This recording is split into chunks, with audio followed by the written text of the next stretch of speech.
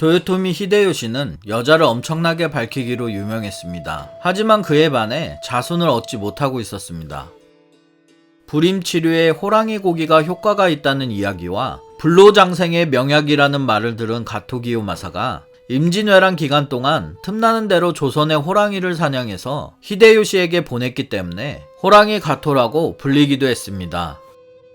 도요토미는 이뿐만 아니라 규슈의 다이묘에게도 학과백조를 진상하라고 명령하는데, 학과백조 고기 또한 호랑이 고기와 마찬가지로 정력에 좋고 기력 회복에 도움을 준다는 설이 있었기 때문입니다. 이처럼 도요토미는 자신의 체력과 정력 강화를 위해 여러 식이요법을 썼는데, 심지어 희귀한 새와 짐승고기까지 섭취했다고 합니다.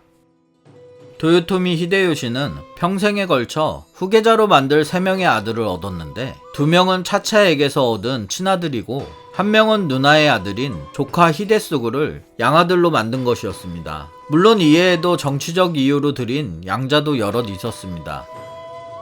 히데요시가 엄청난 첩시를 들이고 수많은 여자들과 잠자리를 했음에도 불구하고 차차에게서만 2명의 아들이 나왔으니, 사실 히데요시는 무정자증이고 차차가 낳은 추루마츠와 히데요리는 불륜의 결과물이라는 이야기가 거의 정설이 되었을 정도입니다. 히데요시가 천하가 알아주는 호색가였고 정실 내내 사이에 자식이 없는 데다가 첩을 15명이나 들였는데 자식을 보지 못했습니다. 게다가 첩이 되기 전 아이를 5명씩이나 낳은 여자도 있었습니다. 더구나 히데요리는 체격이 왜소했던 아버지 히데요시와는 달리 키가 180이 넘는 거구였다고 하니 아버지 히데요시와 닮은 구석이라고는 없어서 의심이 안 들 수가 없습니다. 여기서 잠시 히데요시의 2 아들을 낳은 차차에 대해 알아보자면, 아버지는 아자이 나가마사이고 어머니는 미녀로 소문난 오다 노부나가의 동생 오이치였습니다. 외삼촌 오다 노부나가가 아버지 아자이 나가마사를 공격해서 아버지는 자결했고 어머니를 따라 친정인 오다 가문으로 돌아가게 됩니다.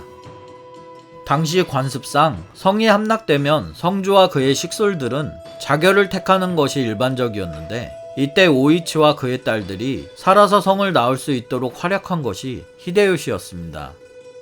하지만 혼노지의 변이 일어나 오다 노부나가가 죽자 어머니 오이치는 시바타 가츠이에와 재혼해서 살고 있었는데, 이번에는 히데요시의 공격으로 성이 함락되어 버리고 가츠이에와 어머니 오이치가 함께 자결하면서 2 동생과 함께 히데요시의 보호를 받게 됩니다. 어머니를 닮아 3명 모두 미인이었는데, 주군의 여동생 오이치를 사랑했던 히데요시는 그 중에서 오이치를 가장 많이 닮고 가장 미인이었던 차차를 마음에 두게 되었습니다. 차차는 그 후 히데요시의 측실이 되는데, 다른 2 여동생은 차례차례 시집을 보냈는데 차차는 20살이 지나도록 혼례를 미루더니 1585년 관백에 취임한 히데요시가 3년 뒤 첩으로 취했습니다. 따지고 보면 어머니가 자결하게 된 직접적 원인인 집안의 원수와 결혼한 것입니다. 차차는 히데요시의 총애를 많이 받았는데, 히데요시의 첫아들 도요토미 추루마츠를 낳고 요도성을 받았습니다. 그래서 차차의 호칭이 요도도노나 요도기미가 되었습니다. 하지만 추루마츠는 3살 때 요절해버립니다. 히데요시는 50살이 넘어서야 얻은 첫아들 추루마츠를 매우 아꼈지만 이렇게 요절해버린 것이 믿기질 않았습니다. 그때의 상심이 얼마나 컸던지 히데요시는 절에 틀어박혔고 이 충격을 잊기 위해 임진왜란을 일으켰다는 속설이 있을 정도입니다.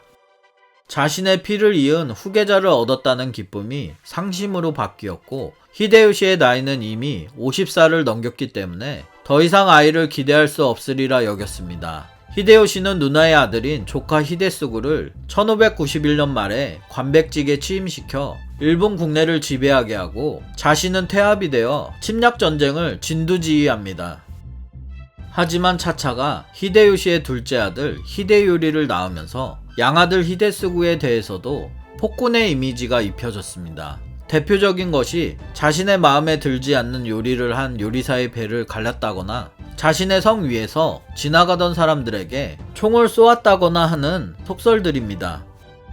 게다가 히데요시에게 친아들 히데요리가 태어났으면 스스로 알아서 권력 욕심을 버렸어야 하는데, 속되게 말해서 분위기 파악을 못해서 히데요시에게 제거되었다는 비판도 있습니다. 그러나 히데스구는 속설과는 다르게 히데요시의 부하 가운데 눈에 띄게 성과를 올린 장군이었고, 역사상 히데스구의 악행이 강조된 것은 히데스구를 비판함으로써 히데유리의 정당성을 주장하려는 정치적 동기에서 비롯된 결과라는 주장이 제기되고 있습니다.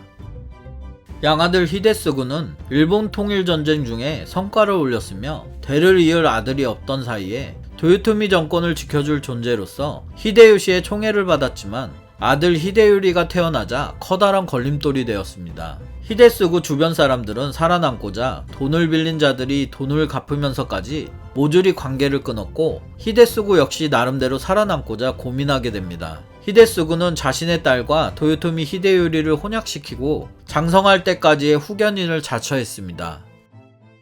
하지만 잔인한 히데요시는 양아들 히데스구를 그대로 놔두면 히데유리의 자리가 위태로워질 것으로 생각했습니다. 그래서 일부러 구실거리를 찾았는데, 히데스구가 덴노에게 돈을 바치거나 유력 다이묘들에게 돈을 빌려준 것이 포착되었습니다. 하지만 이것은 이상한 일이 아니라 흔한 일이었음에도 불구하고 히데요시는 모반을 기도했다는 제목으로 히데스구를 추궁하기 시작합니다.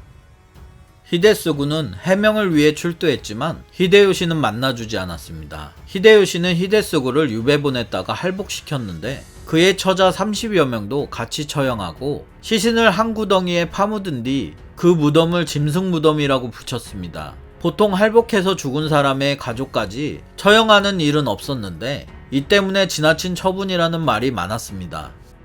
죽은 사람들 중에는 도요토미 정권의 핵심 다이묘나 나름대로 지방에서 영향력이 있는 다이묘의 딸들도 있었습니다. 이들이 죽게 되면서 히데요시에게 불만을 품은 일부는 나중에 도요토미 가문을 배신하고 도쿠가와 편에 붙게 되는 원인이 되니 도요토미가 스스로 가문의 무덤을 팠다고도 볼 수 있습니다. 히데스구를 무지막지하게 숙청하면서 히데요시는 민심을 크게 잃었고, 히데요시 아들인 히데유리와 차차에게도 원망의 화살이 가는 등 도요토미 세력 약화에 결정타를 먹입니다. 오랜 기간 도요토미를 섬겨왔던 신하들까지 처벌받으면서 도요토미 정권의 가신단이 크게 줄었고, 호소카와 다다오키, 도도 다카토라, 다테 마사무네 등 유력 다이묘를 비롯한 친족들까지 연루되어 히데요시 사후 도쿠가와 이에야스에게 붙는 계기가 됩니다. 그러나 이미 장성한 히데스구와는 달리 히데요시가 사망했을 당시에 히데유리는 어린아이였습니다. 그렇기에 도쿠가와 이에야스가 자기 세력을 키우고 도요토미 정권을 무너뜨릴 수 있게 됩니다. 히데요시가 양아들 히데스구를 죽여서 스스로 도요토미 정권을 무너뜨리게 되는 자충수를 왜 두었는지에 대해서는 논의가 분분하지만, 히데요시는 자신이 더 오래 살아서 히데유리가 장성할 때까지 지켜줄 수 있을 것으로 판단했던 것 같습니다. 전국시대를 거치면서 숱한 배반을 경험한 히데요시가 자신의 부하들이 어린 히데유리에게 정권을 고이 안겨줄 것으로 믿었을 리는 없기 때문입니다. 하지만 히데요시가 생각한 것보다 죽음이 빨리 왔고 61세의 나이로 죽게 됩니다. 임종을 앞둔 히데요시는 어린 히데유리가 걱정되어 애절한 유언을 남긴 것으로 잘 알려져 있습니다. 히데유리의 일이 이루어지도록 5분께 맡깁니다. 이 밖에는 여한이 없습니다. 거듭거듭 히데유리를 부탁합니다. 당신들 5사람만 믿습니다. 자세한 내용은 여러분께 모두 전했습니다. 자신과의 생각과는 다르게 어린 히데유리를 남기고 1598년에 사망하게 되는 히데요시는 유언장 말미에 적힌 5명의 야신가들에게 히데유리의 운명을 맡길 수밖에 없었습니다. 히데요시는 히데유리가 자신의 후계자가 되어 도요토미 가문의 일본 지배를 이어가기를 바랬지만, 히데요시가 히데유리의 후견인으로 지목한 5사람 가운데 어느 하나 만만한 사람은 없었습니다. 히데요시가 죽자 도쿠가와 이에야스는 그동안 숨겨왔던 발톱을 드러내고 히데요시가 사망한 직후부터 자신의 권력 강화를 위한 작업을 추진했습니다. 그리고 세키가하라 전투를 벌여 일본의 실권을 장악해버리고 오사카 전투를 통해 히데유리를 제거해버렸습니다. 오사카 전투 이후 도쿠가와 이에야스는 숨겨진 히데유리의 아들이자 히데요시의 손자 도요토미 쿠니마츠까지 찾아서 사형시켰는데 겨우 7살이었습니다. 하지만 많은 백성들은 히데요시가 자신의 아들 히데유리에게 천하를 물려주려고 죄 없는 히데스구와 그 가족들을 학살한 인과응보라고 말했다고 합니다. 일본의 실질적인 지배자가 된 이에야스는 히데요시의 유언을 조작해서 히데요리가 장성할 때까지 지켜보았다가 그가 일본을 다스릴만 하면 정권을 물려주고 아니면 이에야스 당신이 정권을 잡으시오 라고 히데요시가 말했다고 주장합니다. 그리고 도요토미 정권에 대해서 일반인이 공개적으로 언급하는 것을 아예 금지시켜버립니다. 다음 영상도 재밌게 만들겠습니다. 구독 부탁드립니다.